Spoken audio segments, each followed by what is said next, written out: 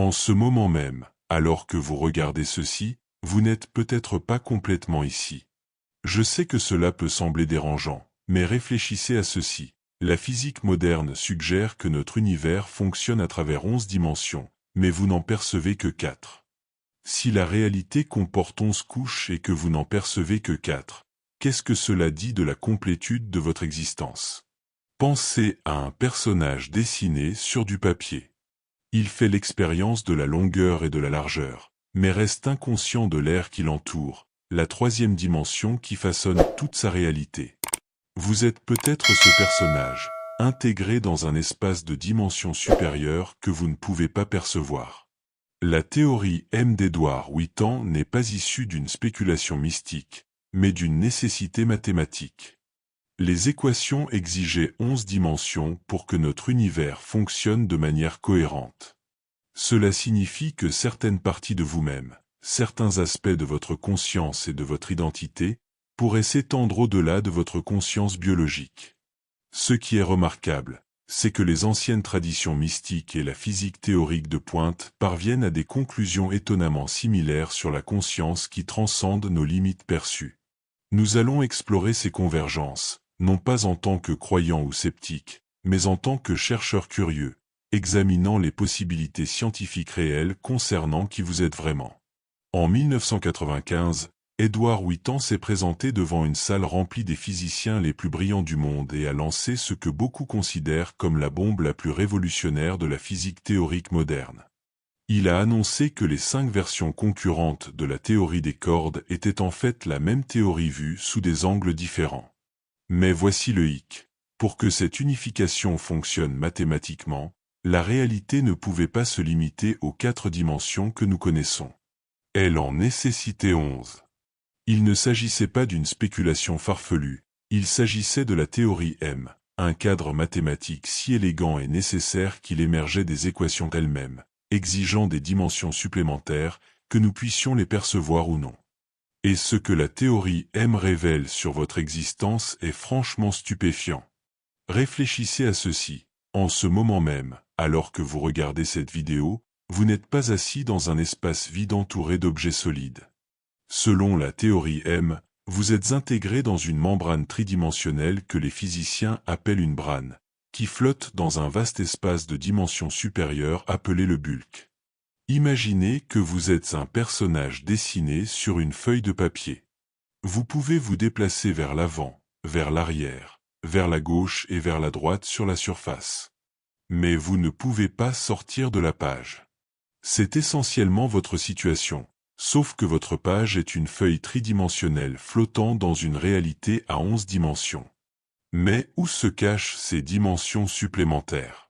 La réponse réside dans ce qu'on appelle la compactification, l'un des concepts les plus complexes de la physique. Imaginez un tuyau d'arrosage vu de loin. Il ressemble à une ligne unidimensionnelle, mais en vous approchant, vous vous rendez compte qu'il a une largeur et une profondeur qui entourent cette ligne. Ces dimensions ont toujours été là, mais elles étaient tellement enroulées que vous ne pouviez pas les voir de loin. La même chose se produit avec l'espace lui-même, à chaque point autour de vous, dans l'air que vous respirez, dans votre corps, dans l'écran que vous regardez. 6 dimensions spatiales supplémentaires sont repliées et tordues en structures si incroyablement petites qu'elles font ressembler les atomes à des systèmes solaires. Ce ne sont pas non plus des dimensions vides. Elles sont remplies de cordes vibrantes. Et la façon dont ces cordes vibrent dans ces espaces cachés détermine tout ce qui concerne les particules et les forces que nous expérimentons dans notre monde tridimensionnel. C'est là que cela devient vraiment fou. Votre brane, cette membrane tridimensionnelle que vous appelez réalité, n'est pas seule. La théorie M suggère que d'innombrables autres branes flottent dans cet espace de dimension supérieure, empilées comme les pages d'un livre infini. Certaines de ces branes pourraient contenir des univers entiers avec leur propre physique, leur propre matière, leur propre version de la vie, et elles pourraient se trouver littéralement à quelques micromètres de vous, séparées uniquement par des directions que vos sens ne peuvent détecter. Imaginez-vous debout dans une pièce et sachant qu'à quelques millimètres de vous, dans une direction qui n'existe pas pour vous, des civilisations entières pourraient prospérer sur leur propre membrane. Vous ne pouvez pas les atteindre, les voir ou interagir avec elles, car vous êtes confiné à votre brane, comme ce personnage dessiné sur du papier. Mais elles sont là, aussi réelles que vous, vivant leur vie dans des réalités parallèles séparées par les plus minces écarts de dimensions supérieures. Ces branes ne sont pas statiques non plus. Elles peuvent se déplacer, entrer en collision et créer des ondulations à travers la masse qui se manifestent sous forme d'ondes gravitationnelles dans notre dimension. Certaines versions de la théorie M suggèrent que ce que nous appelons le Big Bang n'était pas le commencement de tout, mais le résultat de la collision de deux branes dans un espace de dimension supérieure, créant l'explosion de matière et d'énergie qui a formé notre univers observable. Cela soulève des questions profondes sur la nature de votre existence. Lorsque nous avons exploré précédemment la possibilité que vous ne soyez pas complet dans cette réalité, nous avons abordé quelque chose que la théorie M rend mathématiquement explicite. Si la conscience émerge des schémas complexes de traitement de l'information dans votre cerveau, et si ces schémas existent dans une réalité fondamentalement à 11 dimensions, alors se demander si votre conscience touche d'une manière ou d'une autre ces dimensions cachées n'est pas du mysticisme, mais une question scientifique légitime. Considérez ceci, chaque pensée que vous avez, chaque souvenir que vous formez, chaque décision que vous prenez se produit par le biais de processus électrochimiques qui impliquent, en fin de compte, les particules et les forces fondamentales décrites par la théorie des cordes. Ces processus se produisent dans une réalité où 6 dimensions supplémentaires sont intimement tissées dans chaque point de l'espace. Vos neurones s'activent grâce à des interactions qui sont fondamentalement à 11 dimensions, même si votre expérience consciente semble tridimensionnelle. C'est exactement le genre d'implication profonde que la plupart des plateformes n'explorent pas en profondeur. L'intersection entre la conscience et la physique dimensionnelle touche à des idées trop révolutionnaires pour être discutées dans les médias grand public. C'est pourquoi je partage les idées les plus avant-gardistes dans la newsletter Insight Academy, où nous pouvons nous plonger dans des concepts qui remettent en question tout ce que vous pensez savoir sur la réalité. Les abonnés bénéficient d'un accès exclusif à des recherches qui ont souvent des années d'avance sur le discours public. De plus, vous recevrez dès maintenant un exemplaire gratuit du Kybalion, un texte ancien qui présente des parallèles remarquables avec de nombreuses découvertes modernes sur la nature de la réalité. Le lien entre la sagesse ancienne et la mécanique quantique n'est pas une coïncidence, et la compréhension de cette relation pourrait être cruciale pour saisir votre véritable place dans l'ordre cosmique. Ce qui rend cela encore plus extraordinaire, c'est que la théorie M n'est pas de la science-fiction, mais des mathématiques rigoureuses. Lorsque les physiciens travaillent sur les équations qui décrivent les forces fondamentales de la nature, les 11 dimensions ne sont pas une option, mais une nécessité. Les mathématiques ne fonctionnent tout simplement pas avec moins de dimensions. La réalité exige cette structure, que notre cerveau soit évolué pour la percevoir ou non. Cela nous amène à une prise de conscience humiliante concernant la perception humaine. Vous ne percevez pas la 11e dimension, non pas parce qu'elle n'est pas réelle, mais parce que vos sens ont évolué pour vous permettre de survivre dans une brane tridimensionnelle. Vos yeux détectent les rayonnements électromagnétiques dans une gamme de fréquences étroites, car c'est ce qui a aidé vos ancêtres à trouver de la nourriture et à éviter les prédateurs. Votre sens de l'espace s'est développé pour vous aider à vous déplacer dans 3 dimensions, car c'est là que se jouait le jeu de l'évolution. Mais l'évolution est un phénomène local. Elle vous a optimisé pour réussir sur votre brane particulière, dans votre tranche dimensionnelle spécifique de la réalité. Elle n'a jamais eu besoin de vous donner accès à toute l'étendue de l'existence, car cela n'était pas nécessaire à la survie et à la reproduction. Cela suggère quelque chose de remarquable. La partie de vous qui se sent incomplète, qui sent qu'il y a plus dans l'existence que ce que vous pouvez directement expérimenter, n'est peut-être pas un désir psychologique ou spirituel. Il pourrait s'agir d'une vague reconnaissance que votre conscience, issue de processus fondamentalement multidimensionnels, est en quelque sorte consciente de sa propre limitation dimensionnelle. Les mathématiques de la théorie M obligent à envisager la possibilité que ce que vous appelez, vous, vos pensées, votre conscience, votre sentiment d'identité, pourrait être comme la pointe d'un iceberg, avec de vastes portions de votre existence s'étendant dans des dimensions que vous ne pouvez pas percevoir, mais dont vous savez, au plus profond de vous-même, qu'elles existent. Voici quelque chose qui va complètement changer votre façon de vous percevoir. Ce que vous appelez, vous, cette voix dans votre tête, votre personnalité, vos souvenirs, pourrait n'être que la pointe d'un iceberg, si vaste que la majeure partie de celui-ci existe complètement en dehors de votre conscience.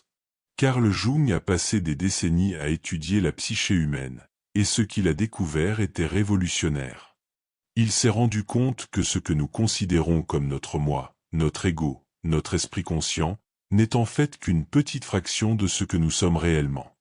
Jung a appelé la totalité de notre être le soi, avec un « S » majuscule, et c'est radicalement différent de ce à quoi vous pourriez vous attendre. Pensez à vos rêves pendant un instant.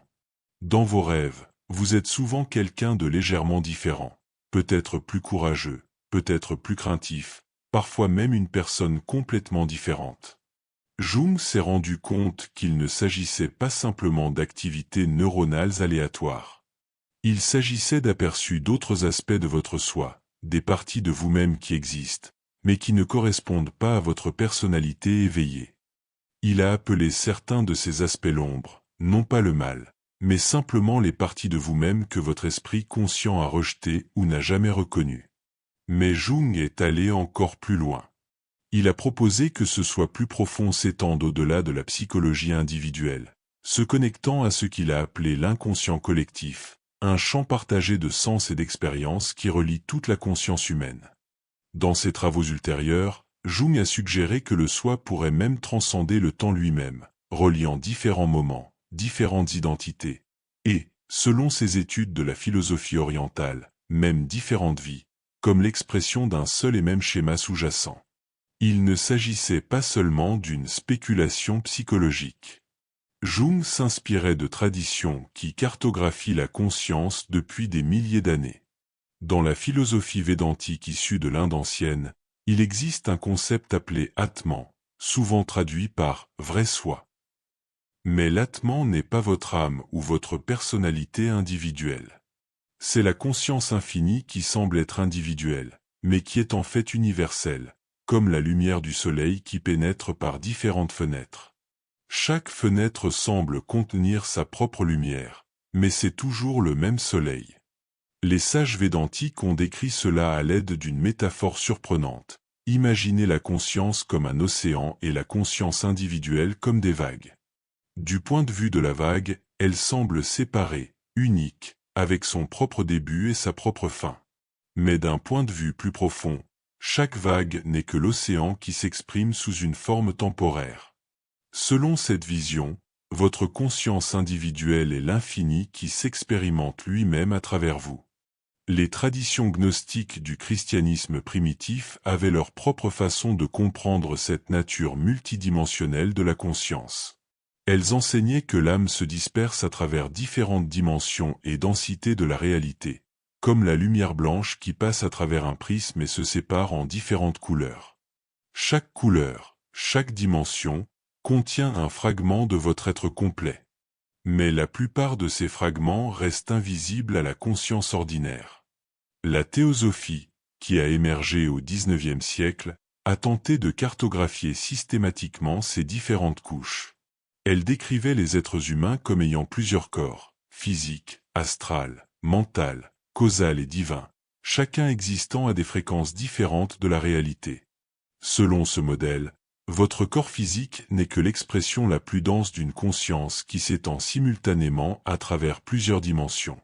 Vous pensez peut-être que cela ressemble à une spéculation mystique, mais réfléchissez à votre propre expérience. Avez-vous déjà fait un rêve qui vous semblait plus réel que la vie éveillée? Un moment où vous sembliez vous souvenir de quelque chose qui ne s'était jamais produit dans votre vie actuelle? Une intuition à propos de quelqu'un qui s'est avérée exacte, même si vous n'aviez aucune raison logique de le savoir? Les neurosciences modernes commencent à fournir des cadres qui s'alignent étonnamment bien avec ces anciennes connaissances. Le modèle cérébral holonomique de Karl Pribram suggère que la mémoire et la perception fonctionnent de manière holographique, ce qui signifie que chaque partie du cerveau contient des informations sur l'ensemble, tout comme chaque fragment d'une plaque holographique peut reconstruire l'image entière. Mais c'est là que cela devient vraiment intéressant. Et si le cerveau ne générait pas du tout la conscience? Et s'il s'agissait plutôt d'un récepteur radio syntonisé sur des signaux qui existent déjà dans un champ de conscience? Ce n'est plus seulement une spéculation philosophique. Des chercheurs comme Stuart Amroth et Roger Penrose ont proposé que la conscience pourrait être une caractéristique fondamentale de la réalité elle-même, et non quelque chose qui émerge d'une activité neuronale complexe.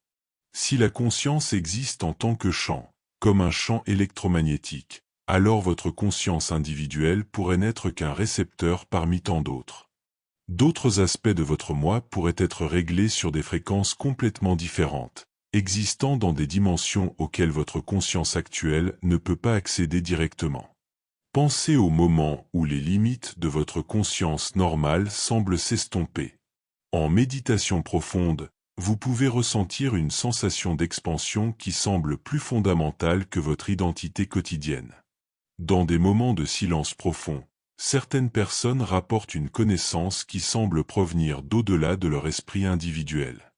Parfois, en situation de crise ou de beauté extrême, vous avez soudainement une certitude, non pas une pensée, mais une connaissance directe que vous êtes bien plus que ce que vous percevez normalement. Il ne s'agit pas de dysfonctionnement de la conscience. Ce sont des moments où la membrane entre les différentes couches de votre être devient perméable.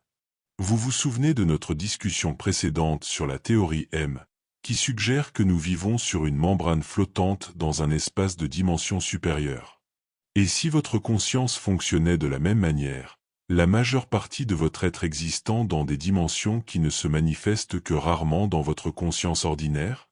Cela a des implications profondes pour ces expériences étranges que tout le monde vit, mais dont on parle rarement.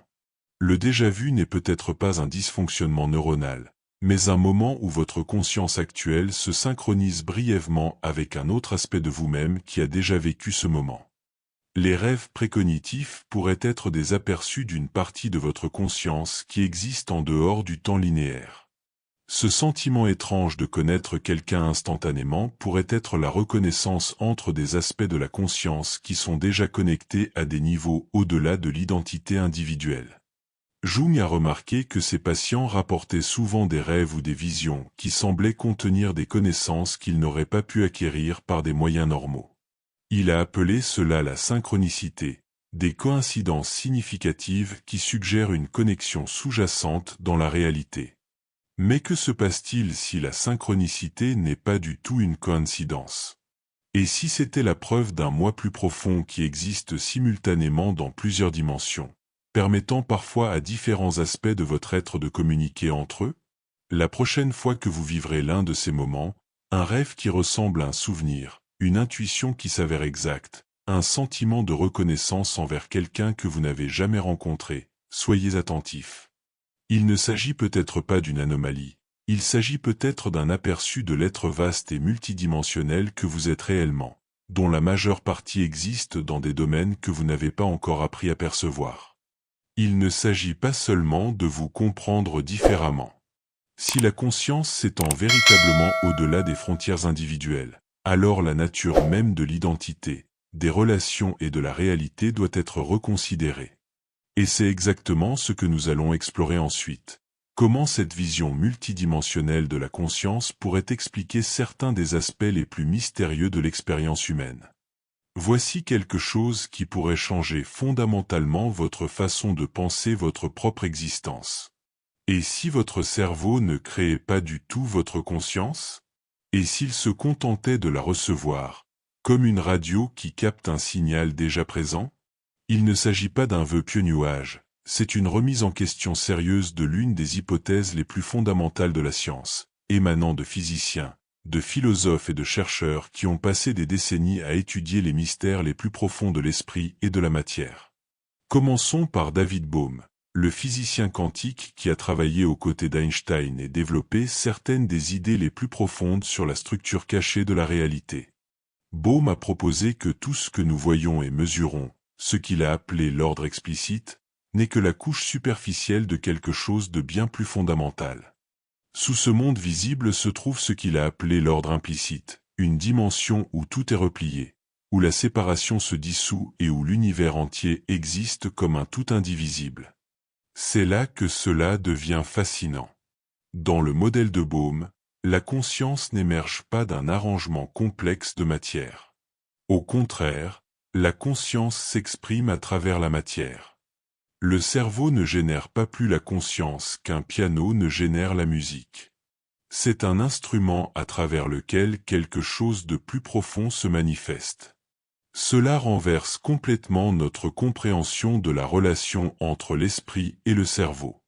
Au lieu d'être un accident miraculeux qui émerge d'une manière ou d'une autre lorsque les neurones atteignent une complexité suffisante, la conscience devient un aspect fondamental de la réalité elle-même, aussi fondamental que l'espace, le temps ou l'énergie. Cela rejoint ce que les philosophes appellent le panpsychisme.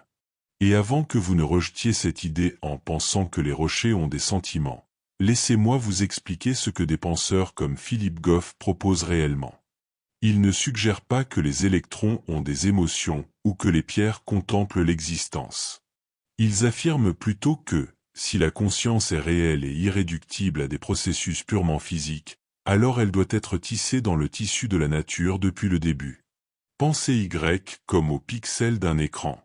Les pixels individuels n'affichent pas d'image complexe, mais lorsqu'ils sont organisés selon des motifs spécifiques dans des conditions appropriées, ils créent des images riches et détaillées. De même, la matière elle-même pourrait receler le potentiel de l'expérience, des unités fondamentales de conscience qui, dans des conditions organisationnelles spécifiques, telles que celles que l'on trouve dans le cerveau, s'illuminent pour former la conscience complexe que nous reconnaissons comme l'expérience humaine. Au lieu d'être un générateur de conscience, le cerveau devient plutôt un récepteur sophistiqué, une lentille ou un instrument de réglage, quelque chose qui concentre et canalise des bandes passantes spécifiques d'un champ de conscience qui s'étend bien au-delà de votre crâne. Et c'est là que les preuves deviennent vraiment intrigantes. Considérez les milliers d'expériences de mort imminente documentées dans lesquelles des personnes rapportent des perceptions détaillées provenant de l'extérieur de leur corps. Les patients décrivent avoir vu leur propre opération depuis le plafond, avoir entendu des conversations dans les salles adjacentes, fournissant des détails spécifiques sur des événements qui se sont produits alors qu'ils étaient cliniquement inconscients. Des détails qui ont ensuite été vérifiés par le personnel médical qui n'avait aucun contact préalable avec ces personnes. Pam Reynolds, une musicienne qui a subi une opération du cerveau pour un anévrisme mettant sa vie en danger, a vu sa température corporelle baisser à 60 degrés Fahrenheit, son cœur s'arrêter et toute activité électrique dans son cerveau cesser. Pourtant, elle a ensuite décrit avec précision les instruments chirurgicaux utilisés, les conversations entre les chirurgiens et même la musique diffusée dans la salle d'opération. Alors que son cerveau ne montrait aucune activité mesurable, ces expériences ne prouvent pas nécessairement l'existence d'une vie après la mort, mais elles ont un impact tout aussi profond. Elles remettent en question notre hypothèse fondamentale selon laquelle la conscience meurt avec le cerveau. Si la conscience peut exister et percevoir lorsque le cerveau est hors service, alors elle fonctionne clairement selon des règles différentes de celles que nous avons supposées. Vous vous souvenez de notre métaphore géométrique des sections précédentes? Si la conscience peut exister indépendamment du corps physique, alors ce que nous considérons comme nous-mêmes, nos pensées éveillées, nos souvenirs linéaires et notre conscience quotidienne, pourraient être comme une ombre projetée par une structure de dimension supérieure. Imaginez une sphère tridimensionnelle traversant un plan bidimensionnel. Les êtres bidimensionnels vivant sur ce plan ne verraient que des cercles de différentes tailles apparaître et disparaître. Ils n'auraient aucune notion de la sphère elle-même, la réalité plus complète qui projette ces ombres circulaires dans leur monde. Votre conscience quotidienne, avec son flux de pensées et de souvenirs, pourrait être l'ombre circulaire. La sphère, votre être plus complet, existe dans un espace de dimension supérieure connecté à l'inconscient collectif de Jung, au champ quantique, à ce que la tradition védantique appelle la conscience pure. Et c'est là que les implications de la théorie M deviennent stupéfiantes. Nous avons établi que notre univers tout entier pourrait être une membrane flottant dans un espace à 11 dimensions. Mais pourquoi la conscience devrait-elle obéir à des règles différentes de tout le reste? Si la matière et l'énergie peuvent exister au-delà des frontières dimensionnelles, circulant entre les brânes à travers l'espace qui les contient, alors peut-être que la conscience fait de même. Peut-être que la conscience est le tissu conjonctif entre les dimensions, le champ qui se souvient de tout, parce qu'à son niveau le plus profond, elle est tout. Cela expliquerait pourquoi les rêves précognitifs fournissent parfois des informations précises sur des événements futurs qui ne se sont pas encore produits dans notre ligne temporelle. Si la conscience s'étend au-delà de notre brâne tridimensionnel, elle pourrait accéder à des informations provenant de régions de l'espace à plus haute dimension où notre futur existe déjà. Cela expliquerait les synchronicités, ces coïncidences significatives qui semblent trop parfaitement synchronisées pour être le fruit du hasard. Si la conscience opère au-delà des frontières dimensionnelles, alors ce qui apparaît comme des événements distincts dans notre perspective limitée pourrait être relié par des fils de dimension supérieure invisibles à notre conscience tridimensionnelle. Plus important encore, cela explique ce sentiment de présence que vous avez peut-être remarqué, cette conscience qui observe vos pensées sans être ces pensées. Cet observateur qui reste constant alors que tout le reste de votre expérience change.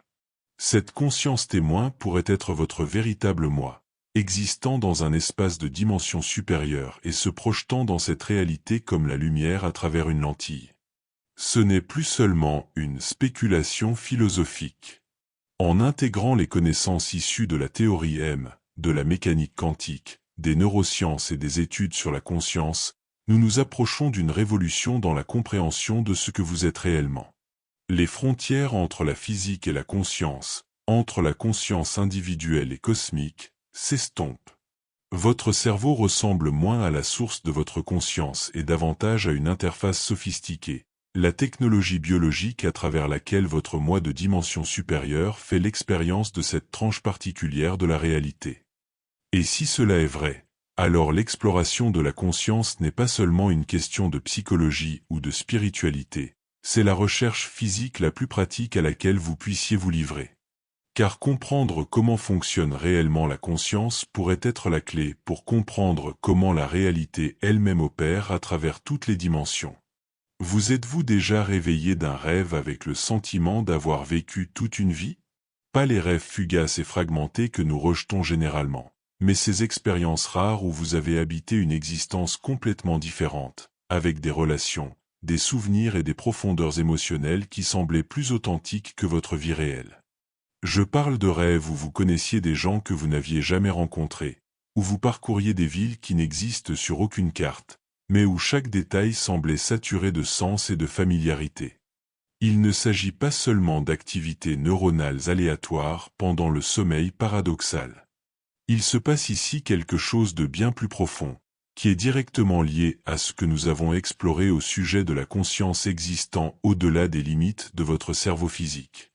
Lorsque Jung a écrit sur le soi profond communiquant à travers des symboles et des rêves, et lorsque les théories modernes suggèrent que la conscience fonctionne indépendamment de l'activité neuronale, nous observons le même phénomène sous des angles différents. Considérez ceci. Partout dans le monde, des enfants décrivent régulièrement des lieux qu'ils n'ont jamais visités avec une précision étonnante. Un enfant de 6 ans de l'Ohio dessine des cartes détaillées d'un village rural irlandais, avec l'emplacement exact d'un pont en pierre démoli plusieurs décennies avant sa naissance. Un enfant japonais parle couramment le portugais pendant 3 mois, puis s'arrête soudainement sans aucun souvenir d'avoir jamais appris cette langue. Ces cas remplissent les dossiers des chercheurs en conscience, mais la science traditionnelle a du mal à les expliquer, car ils remettent en question nos hypothèses fondamentales sur le fonctionnement de la mémoire et de l'identité. Le docteur Ian Stevenson a documenté plus de 3000 cas de ce type au cours de sa carrière à l'Université de Virginie, en se concentrant spécifiquement sur les enfants qui conservaient ce qui semblait être des souvenirs d'autres vies. Mais voici ce qui est fascinant. Lorsque les chercheurs creusent plus profondément, bon nombre de ces expériences ne correspondent pas non plus au modèle traditionnel de la réincarnation.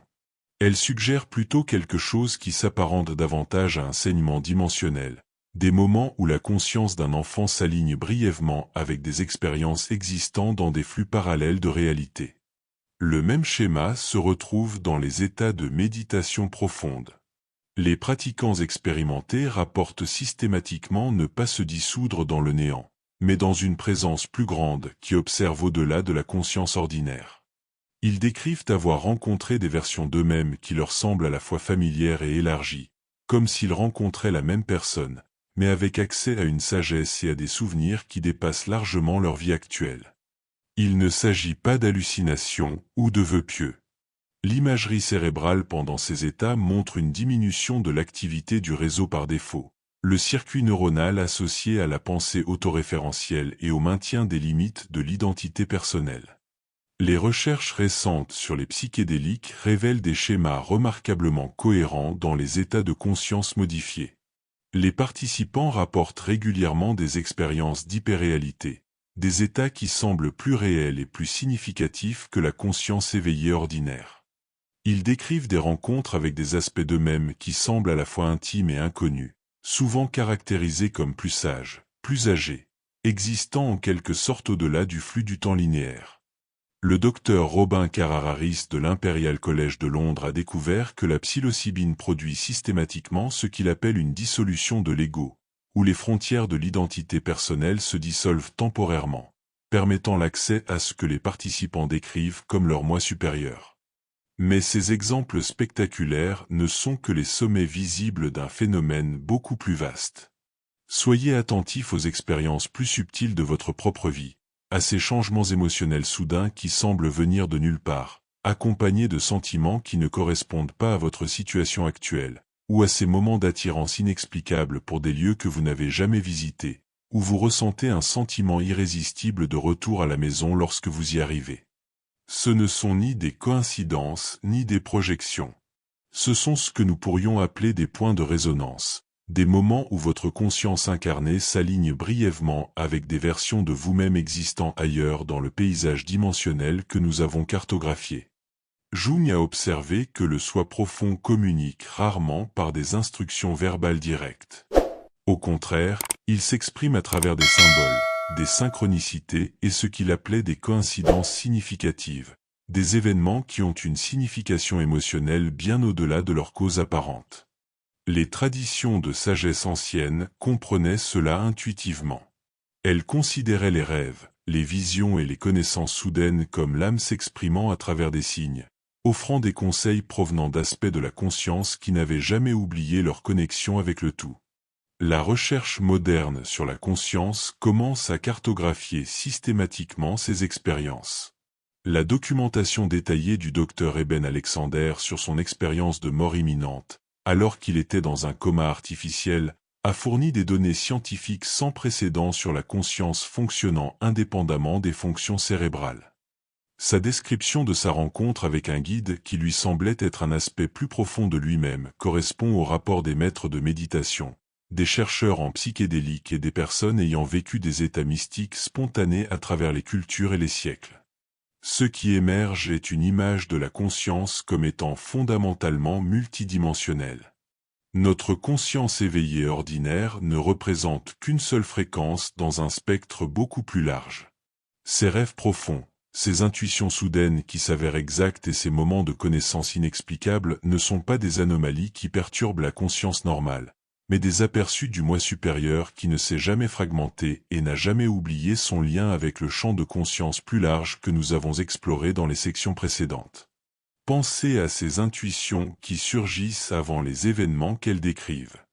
Vous connaissez cette sensation, cette certitude soudaine à propos de quelque chose qui ne s'est pas encore produit, accompagnée d'une texture émotionnelle et de détails spécifiques. Lorsque celle-ci s'avère exacte, nous les rejetons généralement comme des suppositions chanceuses ou des reconnaissances de schémas. Mais que se passe-t-il si ce sont en fait des moments où votre conscience accède brièvement à des informations provenant d'un avenir probable ou d'un présent parallèle? Les implications sont stupéfiantes. Si la conscience fonctionne comme un phénomène de champ, comme nous l'avons vu précédemment, alors ce que nous appelons « vous » pourrait ressembler davantage à un récepteur radio temporairement réglé sur une station, tandis que le spectre complet de votre existence est diffusé simultanément sur plusieurs fréquences.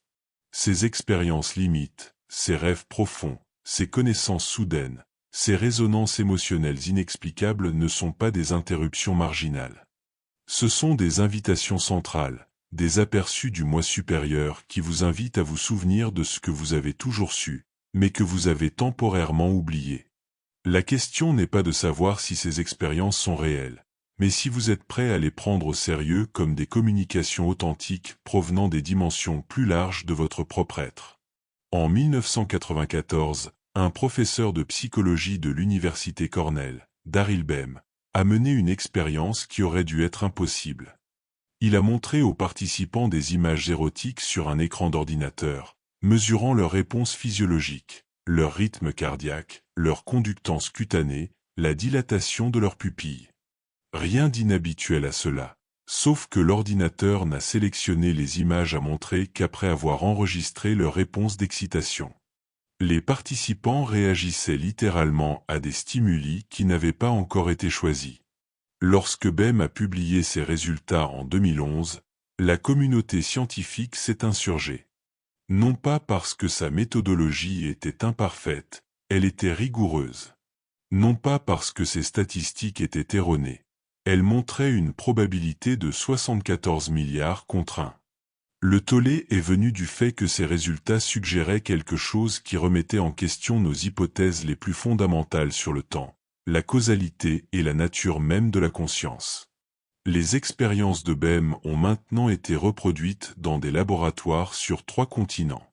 À l'université Northwestern, des chercheurs ont découvert que le cerveau des gens présentait des schémas d'activité corrélés à des événements futurs qu'ils ne pouvaient pas connaître.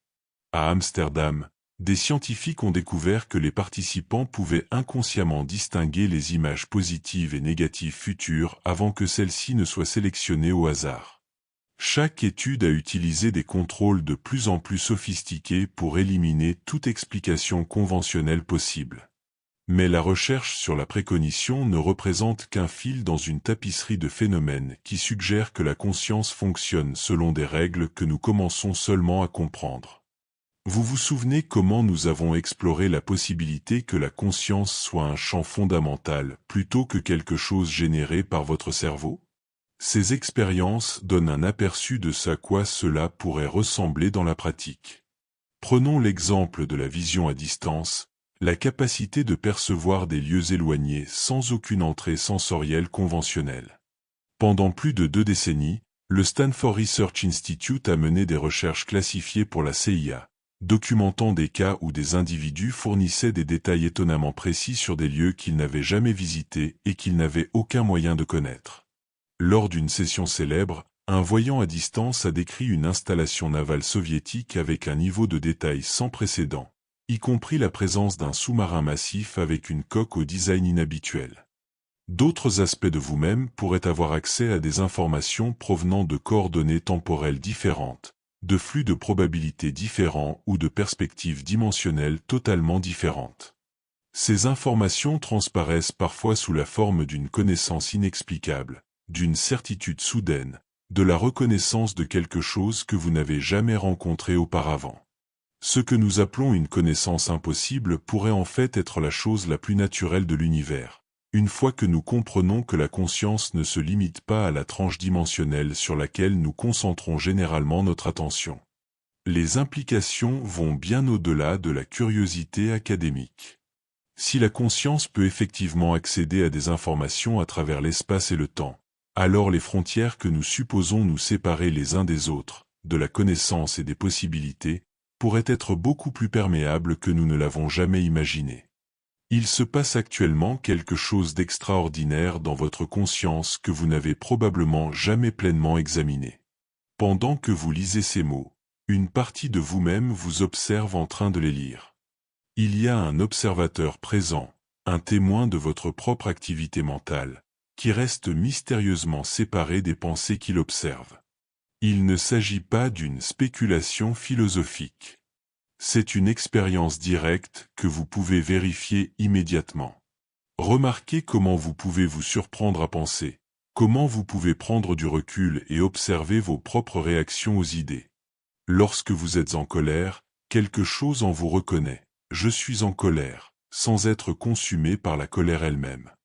Lorsque vous êtes perdu dans vos inquiétudes, une partie de vous peut soudainement remarquer « je m'inquiète » et créer un espace autour des pensées anxieuses. Carl Jung appelait cela le soi, avec un « S » majuscule, distinct de la personnalité ou de l'ego quotidien. Les neurosciences modernes ont commencé à cartographier ce qu'elles appellent la conscience métacognitive, c'est-à-dire la conscience qui observe ses propres processus. Mais ce qu'elle n'explique pas complètement, c'est comment cet observateur peut parfois sembler savoir des choses que votre esprit ordinaire ignore, ou pourquoi il donne parfois l'impression d'opérer à partir d'une perspective dimensionnelle complètement différente. La conscience témoin ne se contente pas d'observer. Elle fournit souvent des conseils qui semblent à la fois intimes et impersonnels. Vous connaissez cette expérience. Vous êtes confronté à une décision complexe, vous passez en revue les avantages et les inconvénients, quand soudain, une certitude claire émerge, coupant court à tout le bruit mental. Ce n'est pas exactement une voix ou une pensée, mais une reconnaissance qui semble plus solide que n'importe quel processus de raisonnement que vous pourriez construire. Ces conseils arrivent souvent au moment opportun. L'intuition qui résout un conflit relationnel apparaît juste au moment où vous en avez besoin. La solution créative à un problème professionnel vous vient à l'esprit pendant votre douche matinale. L'avertissement concernant une situation se manifeste sous la forme d'une réticence inexplicable qui s'avère plus tard prophétiquement exacte.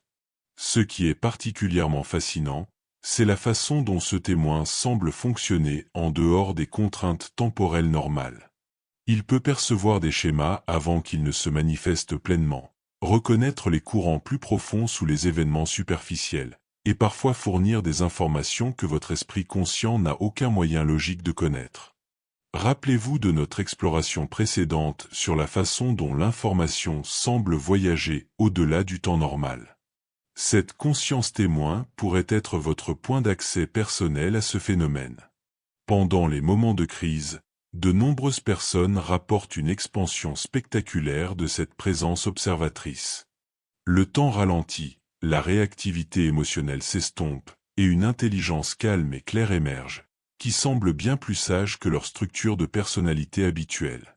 Les médecins des urgences, les soldats au combat et les parents qui protègent leurs enfants décrivent souvent qu'ils accèdent à des capacités et à des connaissances qui semblent emprunter à une version plus grande d'eux-mêmes. Les traditions méditatives ont largement cartographié ce territoire.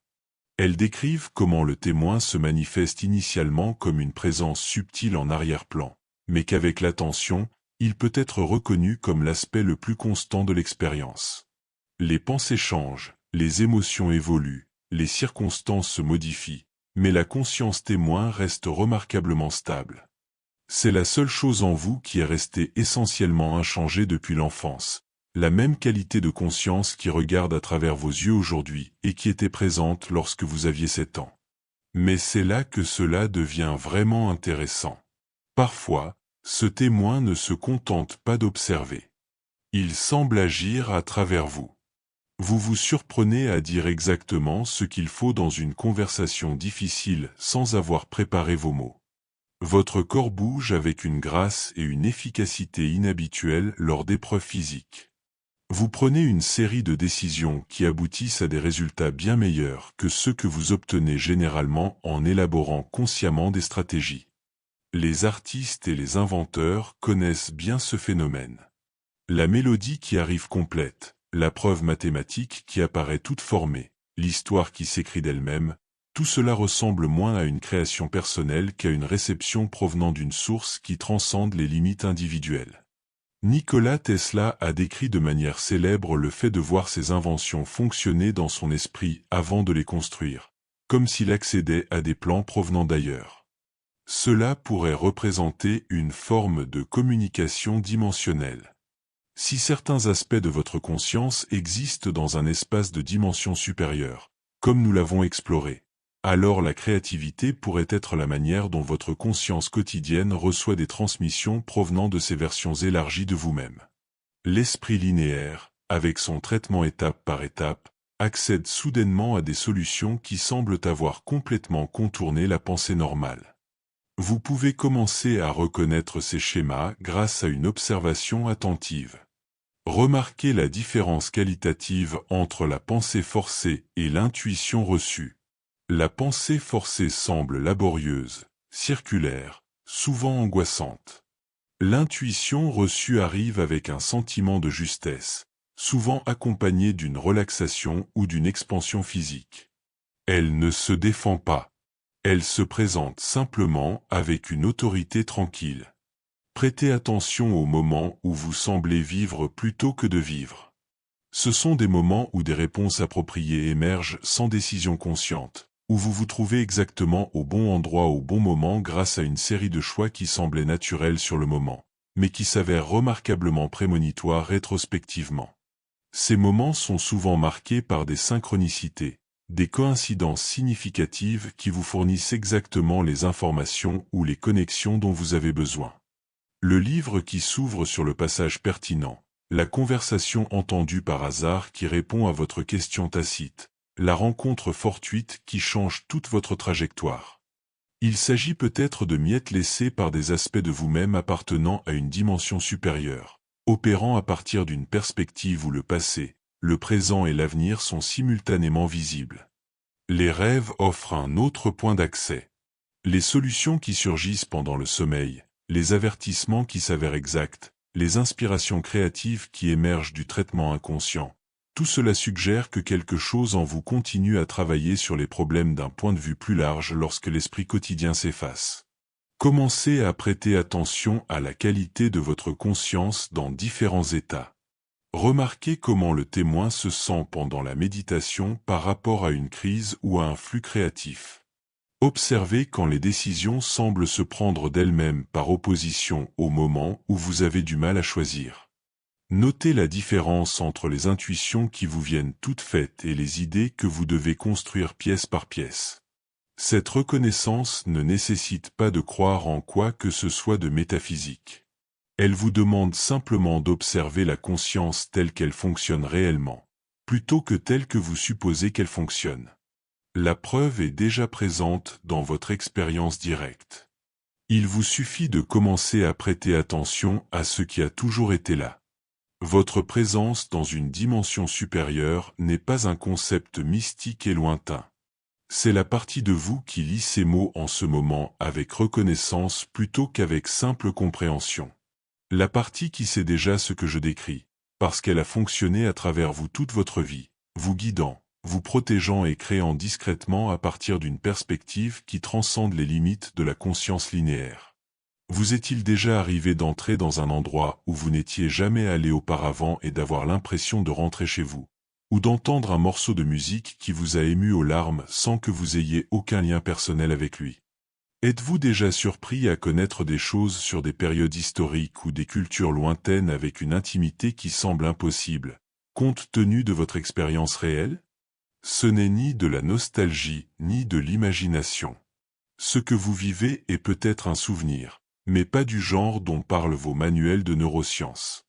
Le modèle scientifique dominant nous dit que la mémoire fonctionne comme un classeur dans votre cerveau. L'expérience y est enregistrée, traitée, classée dans des réseaux neuronaux, puis récupérée lorsque nécessaire. C'est un processus propre, mécanique, contenu dans les 3 livres de tissu de votre crâne. Mais ce modèle présente des problèmes assez flagrants que les chercheurs commencent seulement à reconnaître.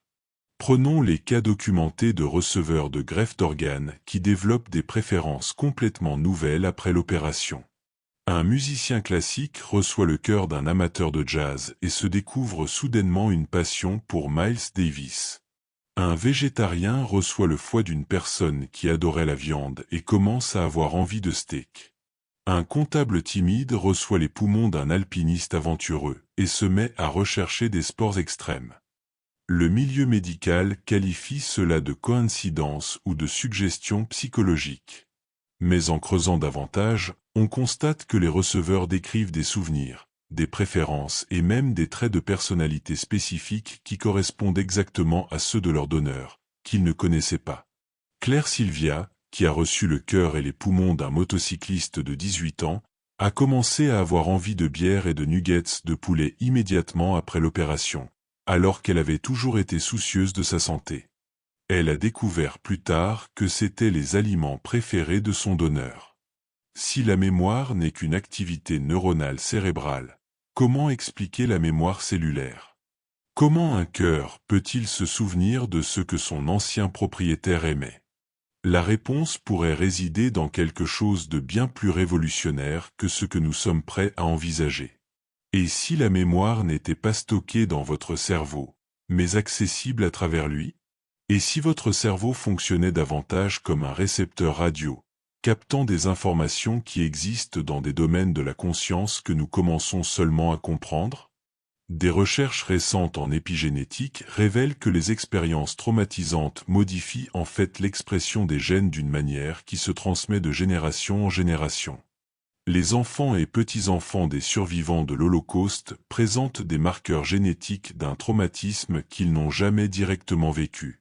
Les descendants des victimes de la famine présentent des changements métaboliques qui affectent la façon dont leur corps traite les aliments, même s'ils n'ont jamais connu la faim.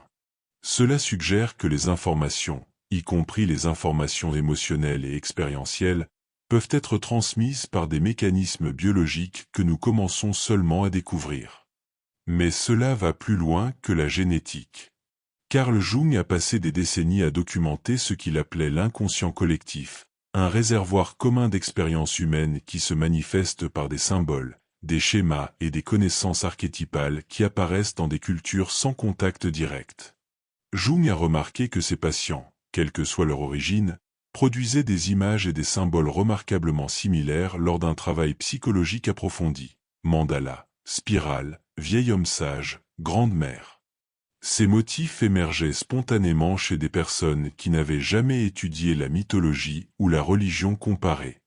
C'était comme s'ils accédaient à une bibliothèque d'expériences humaines qui transcendait leur biographie individuelle. La découverte de Jung correspond remarquablement au modèle holographique de la conscience que nous avons exploré précédemment. Si la conscience fonctionne de manière holographique, alors chaque conscience individuelle contient les motifs de l'ensemble. Cela signifie que certaines connaissances universelles pourraient être accessibles, non pas par l'apprentissage, mais par le souvenir d'informations qui existent dans les structures profondes de la conscience elle-même. Cela explique pourquoi certains concepts philosophiques ou spirituels semblent immédiatement familiers lorsque vous les rencontrez pour la première fois. Pourquoi certains lieux suscitent une profonde reconnaissance? Pourquoi certaines personnes semblent posséder une connaissance étonnamment précise de certaines périodes historiques sans jamais les avoir étudiées de manière formelle? Les cultures indigènes ont toujours compris cela. Elles parlent d'un savoir ancestral qui vit en chaque individu, accessible grâce à une attention et une pratique appropriées. Le temps du rêve des aborigènes australiens, la sagesse ancestrale africaine, le savoir spirituel des Amérindiens. Toutes ces traditions reconnaissent que la conscience individuelle est connectée à de vastes réseaux d'informations qui s'étendent sur plusieurs générations et dimensions d'expérience. Les traditions de méditation décrivent des phénomènes similaires. À mesure que la conscience s'approfondit au-delà du niveau superficiel des pensées et des souvenirs personnels, les pratiquants rapportent avoir accès à ce qu'ils décrivent comme des couches de mémoire, des niveaux de souvenirs personnels, collectifs et cosmiques.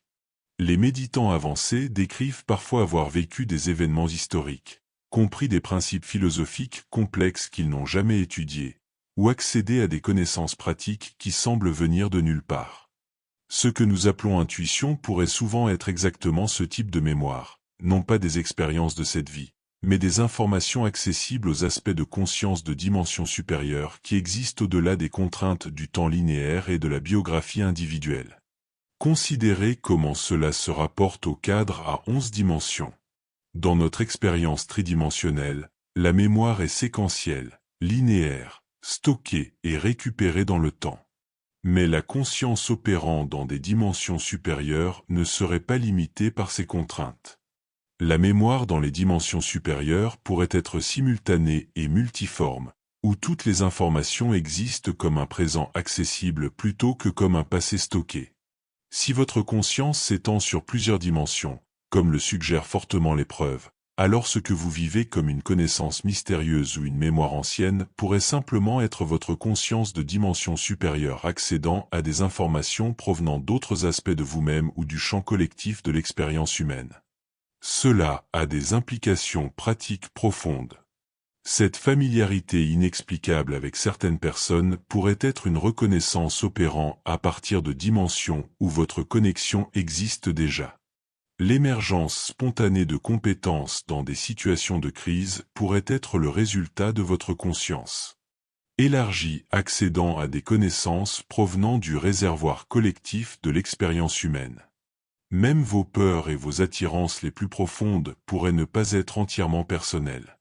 Elles pourraient être des échos du vaste réseau de l'expérience humaine auquel votre conscience se connecte naturellement, des informations circulant à travers le champ quantique qui relie toutes les consciences.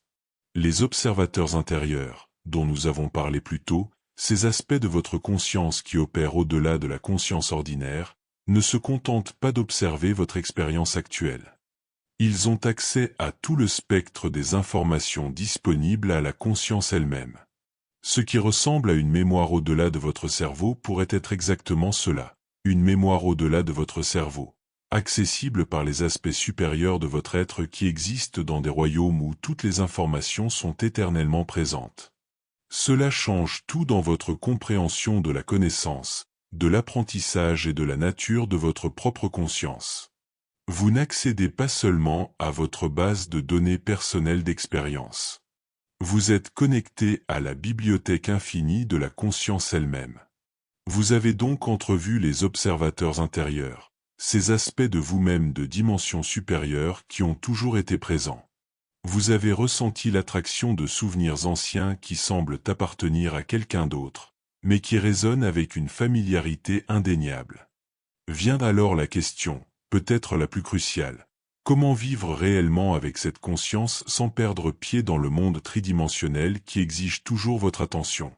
J'ai vu des gens découvrir ces aspects élargis de la conscience et vouloir immédiatement s'y réfugier, abandonnant leurs responsabilités pratiques comme si le monde physique était soudainement devenu sans importance. Ce n'est pas de l'intégration, c'est du contournement spirituel. La véritable maîtrise consiste à devenir plus efficace dans la réalité ordinaire, et non moins, car vous puisez dans un spectre plus complet de votre propre intelligence. Voyez les choses ainsi, vous avez découvert que vous avez accès à une vaste bibliothèque de sagesse et de perspectives qui existe au-delà de votre esprit quotidien. La question n'est pas de savoir s'il faut vivre dans la bibliothèque ou dans le monde, mais comment devenir un pont entre les deux. C'est là que les choses se concrétisent dans la vie multidimensionnelle. Commençons par la prise de décision, car c'est là que la plupart des gens remarquent d'abord la différence pratique. Au lieu de forcer les choix par la seule analyse mentale, en pesant le pour et le contre jusqu'à en avoir la tête qui tourne, vous apprenez à créer un espace pour qu'une perspective plus large émerge. Je ne parle pas d'abandonner la pensée rationnelle, je parle de l'élargir. Avant de prendre des décisions importantes, j'ai appris à créer ce que j'appelle un espace dimensionnel. Cela signifie prendre du recul par rapport à l'urgence d'une analyse immédiate et laisser place au calme. Dans ce calme, quelque chose d'intéressant se produit. Votre corps commence à réagir différemment aux différentes options. Un choix peut générer un sentiment d'expansion, d'énergie et de possibilité. Un autre peut créer une contraction, une lourdeur ou un subtil sentiment d'inadéquation qui n'a rien à voir avec l'analyse logique. Il ne s'agit pas d'un vœu pieux mystique. Vous apprenez à reconnaître les signaux provenant d'aspects de la conscience qui traitent l'information différemment de votre esprit analytique. Cette conscience de dimension supérieure, dont nous avons parlé, n'est pas séparée de vous. C'est une version plus élargie de vous-même qui a accès à des schémas et à des connexions que votre conscience quotidienne pourrait manquer. Voici à quoi cela ressemble concrètement. Vous envisagez une offre d'emploi. Logiquement, elle est intéressante. Meilleur salaire, bons avantages sociaux, trajet raisonnable. Mais lorsque vous vous asseyez tranquillement et que vous vous imaginez dans ce rôle, votre corps se contracte légèrement. Vous ressentez un subtil sentiment de diminution de votre force vitale. Parallèlement, une autre opportunité, qui semble moins impressionnante sur le papier, génère une énergie et un enthousiasme qui semblent provenir d'un endroit plus profond que vos préférences superficielles. Les conseils traditionnels vous recommandent d'ignorer ces réactions irrationnelles. La sagesse multidimensionnelle suggère qu'elles pourraient être les plus rationnelles de toutes, provenant d'aspects de votre conscience qui peuvent percevoir toutes les implications de vos choix. Cette compréhension transforme votre approche des défis. Au lieu de considérer les problèmes comme des obstacles à surmonter par la force ou la stratégie seule, vous commencez à les reconnaître comme des invitations à différents aspects de vous-même à contribuer à des solutions. La partie de vous qui excelle dans l'analyse logique s'attaque à certains éléments. La partie qui comprend la dynamique émotionnelle s'occupe des composantes relationnelles, et parfois des solutions émergent de cette conscience élargie que votre esprit quotidien n'aurait jamais pu concevoir. Je me souviens avoir travaillé avec une cliente qui était aux prises avec un partenariat commercial devenu de plus en plus difficile. Toutes les approches logiques pour résoudre le conflit avaient échoué. Au cours d'une de nos séances, elle a accédé à cette perspective plus profonde dont nous avons parlé. Au lieu de se concentrer sur le changement de son partenaire ou la défense de sa position, elle a soudainement vu toute la dynamique sous un angle complètement différent. La solution qui a émergé n'était pas quelque chose qu'elle aurait pu imaginer. Elle nécessitait de reconnaître des schémas qui étaient invisibles de son point de vue habituel. Cette perspective révolutionne les relations. Lorsque vous reconnaissez que vous existez à travers plusieurs dimensions de conscience, vous commencez à percevoir la même nature multidimensionnelle chez les autres. Cette personne difficile dans votre vie, oui, elle affiche des schémas de personnalité et des comportements difficiles, mais d'autres aspects de sa personnalité opèrent simultanément. Des aspects qui pourraient être plus accessibles si vous appreniez à les reconnaître et à vous y identifier. Cela ne signifie pas ignorer les comportements problématiques ou abandonner les limites saines. Cela signifie reconnaître que la personne à laquelle vous avez affaire dans la réalité ordinaire est une expression d'un être multidimensionnel plus complexe, tout comme vous. Parfois, entrer en relation avec l'essence profonde d'une personne peut changer toute la dynamique d'une manière que les schémas de personnalité superficielle ne pourraient jamais faire. Le travail créatif devient particulièrement intéressant dans cette perspective. Au lieu de considérer la créativité comme quelque chose que l'on fait uniquement par l'effort et la technique, elle devient une forme de collaboration dimensionnelle. Votre moi quotidien, avec ses compétences, ses connaissances et sa capacité à fonctionner dans la réalité tridimensionnelle, sert de canal à l'inspiration et à la perspicacité qui découlent d'aspects élargis de la conscience. De nombreux artistes et innovateurs décrivent cette expérience sans nécessairement utiliser un langage multidimensionnel. Ils parlent d'idées qui semblent venir d'ailleurs, de solutions qui apparaissent déjà formées, de percées créatives qui ressemblent davantage à des découvertes qu'à des inventions. Lorsque vous comprenez la conscience comme multidimensionnelle, ces expériences prennent tout leur sens. Vous ne canalisez pas une source extérieure. Vous accédez à des aspects de votre propre conscience élargie. L'équilibre entre réceptivité et action devient ici crucial. Vous apprenez à recevoir des conseils et de l'inspiration de ces aspects élargis tout en conservant votre responsabilité et votre discernement personnel. Il ne s'agit pas d'abandonner votre esprit critique ou votre volonté personnelle. Il s'agit de reconnaître que votre esprit critique et votre volonté personnelle fonctionnent plus efficacement lorsqu'ils s'appuient sur le spectre plus complet de votre conscience. J'ai vu des gens tomber dans plusieurs pièges au cours de ce processus d'intégration. Certains sont tellement fascinés par les états élargis qu'ils perdent tout intérêt pour l'efficacité pratique. D'autres utilisent des concepts spirituels pour éviter d'assumer la responsabilité de leurs choix et de leur situation. La clé est de développer ce que j'appelle la littératie dimensionnelle, la capacité à reconnaître quel niveau de conscience est le plus approprié pour différentes situations. Lorsque vous faites vos comptes, vous avez besoin d'une attention analytique concentrée. Lorsque vous cherchez à déterminer si quelqu'un est digne de confiance, vous pouvez avoir besoin d'accéder à des aspects plus intuitifs de votre conscience. Lorsque vous prenez des décisions importantes dans votre vie, vous souhaitez bénéficier de l'ensemble du spectre de votre conscience. Apprendre à passer consciemment d'un mode de conscience à l'autre est une compétence pratique qui s'améliore avec la pratique. Cette compréhension transforme votre approche de l'apprentissage et de la croissance. Au lieu de considérer le développement comme l'accumulation de nouvelles informations ou compétences, vous commencez à le reconnaître comme le souvenir et l'intégration d'aspects de vous-même qui ont toujours été présents, mais qui n'étaient pas toujours accessibles. Cette mémoire ancienne, que nous avons explorée plus tôt, n'est pas séparée de votre apprentissage actuel. Elle fait partie de la vaste intelligence à laquelle vous vous souvenez progressivement comment accéder. Vivre en tant qu'être multidimensionnel apporte à la fois une profonde humilité et une confiance tranquille. L'humilité, parce que vous reconnaissez l'immensité de ce qui reste inconnu et la perspective limitée de votre conscience quotidienne.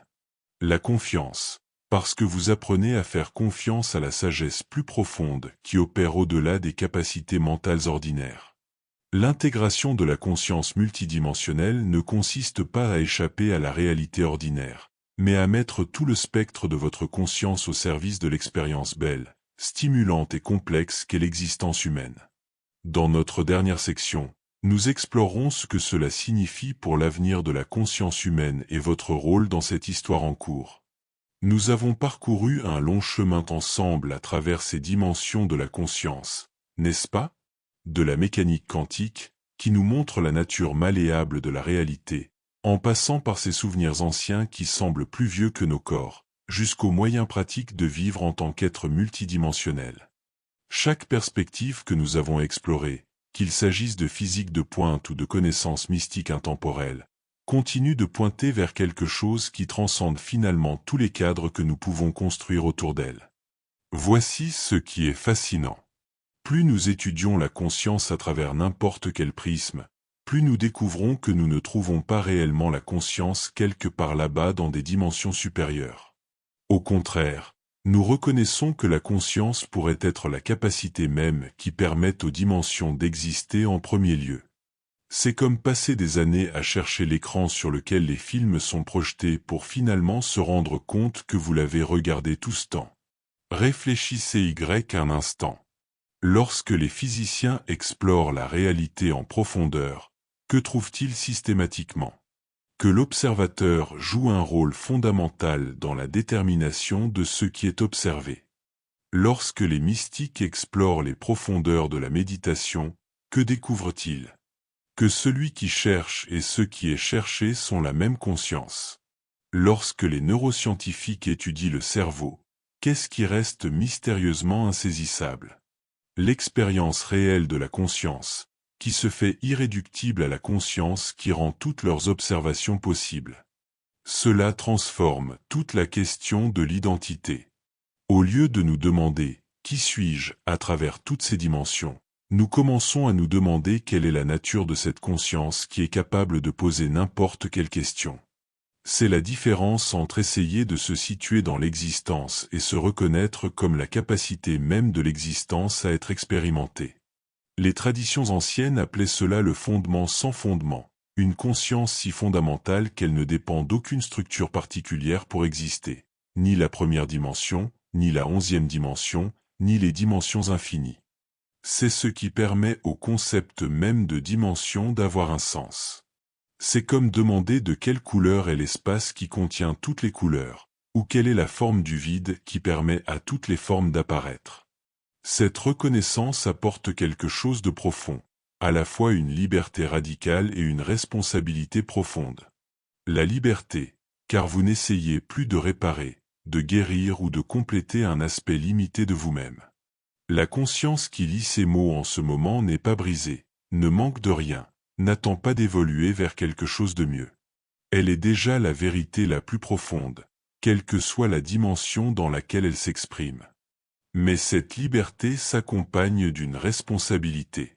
Si cette conscience illimitée s'exprime à travers la forme particulière de votre vie, alors la manière dont cette expression se déroule est très importante. Non pas parce que vous devez atteindre un objectif spirituel, mais parce que ce moment, avec toutes ses limites et possibilités apparentes, est la manière dont la conscience infinie choisit de se connaître à cet instant précis. Voici le magnifique paradoxe qui émerge. Toute notre quête du moi supérieur dans des dimensions élargies pourrait finalement révéler qu'il n'y avait rien à chercher. La conscience qui s'est intéressée à la 11e dimension, la conscience qui a résonné avec des souvenirs anciens, l'être qui a appris à naviguer dans l'existence multidimensionnelle, c'était toujours ce qu'il recherchait. Cette compréhension transforme complètement notre rapport à la mort, n'est-ce pas? Non pas parce que la conscience se poursuit dans une autre dimension, même si c'est possible, mais parce que nous reconnaissons qu'elle n'a jamais été confinée à une dimension quelconque. Ce qui n'est jamais né ne peut mourir. Ce qui n'a jamais été fragmenté n'a pas besoin d'être guéri. Ce qui n'a jamais été perdu n'a pas besoin d'être retrouvé. Cette reconnaissance apparaît dans toutes les traditions de sagesse, exprimées dans leur langage unique, mais renvoyant au même mystère, le « je suis celui qui suis » du judaïsme, la reconnaissance bouddhiste de la nature originelle, la compréhension mystique chrétienne d'être dans le monde, mais pas du monde, la connaissance indigène d'être à la fois le rêveur et le rêve. Mais voici ce qui rend cela pratique plutôt que simplement philosophique. Vous n'avez pas besoin de choisir entre être cette conscience infinie et vous engager pleinement dans l'existence multidimensionnelle. En fait, plus cette reconnaissance est profonde, plus vous pouvez jouer librement dans toutes les dimensions de l'expérience. Vous pouvez explorer les souvenirs de vos vies antérieures sans qu'ils aient besoin de vous définir. Vous pouvez développer des capacités psychiques sans en faire votre identité. Vous pouvez vivre des expériences mystiques profondes sans vous y accrocher. C'est comme être un acteur qui est tellement sûr de son identité réelle qu'il peut incarner complètement n'importe quel rôle. Plus vous vous connaissez en tant que conscience fondamentale, plus vous pouvez pleinement faire l'expérience d'être humain, d'être multidimensionnel, d'être tout ce que le moment présent vous invite à être. C'est pourquoi certains des êtres les plus éveillés semblent remarquablement ordinaires. Ils n'essaient pas d'être spirituels, multidimensionnels ou éclairés. Ils permettent simplement à cette conscience infinie de s'exprimer naturellement à travers les circonstances uniques de leur vie. Ils sont à la fois le témoin éternel et la personnalité en évolution, à la fois la conscience immuable et ses expressions dynamiques. Alors que nous concluons cette exploration, réfléchissez à ceci. Et si la 11e dimension, comme toutes les autres, n'était qu'un autre terrain de jeu pour cette conscience que vous êtes fondamentalement? Et si chaque dimension, chaque expérience, chaque moment de recherche et de découverte n'était que la conscience jouant avec elle-même, explorant sa propre nature infinie à travers des formes apparemment limitées? L'invitation n'est pas de transcender votre humanité, mais de reconnaître ce qui n'a jamais été lié à elle. Non pas de fuir les dimensions, mais de danser librement à travers elles toutes. Non pas de devenir quelque chose de plus grand, mais de reconnaître la grandeur qui a lu ces mots depuis le début. Reposez-vous dans cette reconnaissance tout en vous engageant pleinement dans le magnifique jeu de l'existence. Vivez à la fois comme la conscience infinie et ses expressions temporaires. Soyez à la fois le témoin éternel et l'histoire en évolution. Telle est votre vraie nature, au-delà de toutes les dimensions, qui ne se trouve nulle part, qui n'est confinée à rien, mais qui est la capacité même de tout expérimenter. Si cette vidéo vous a touché, faites-le nous savoir en commentant « J'ai compris ».